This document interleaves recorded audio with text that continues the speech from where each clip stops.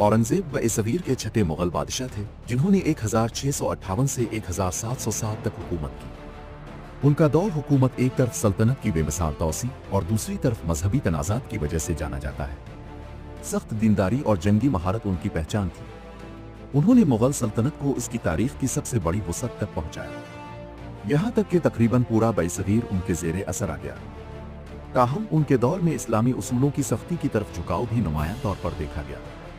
उन्होंने गैर मुस्लिमों पर दोबारा जिज़्या आयद किया और कुछ हिंदू मंदिरों को मुनहदिम करवाया, जिससे वसी पैमाने पर नाराज़ी और बगावतें जन्म लेने लगे। अगरचे वो एक माहिर मुंतजिम और कामयाब सिपह सालार थे, लेकिन उनकी मजहबी पॉलिसियां और दक्कन की तवील जंगों ने सल्तनत के वसाइल को कमज़ोर कर दिया।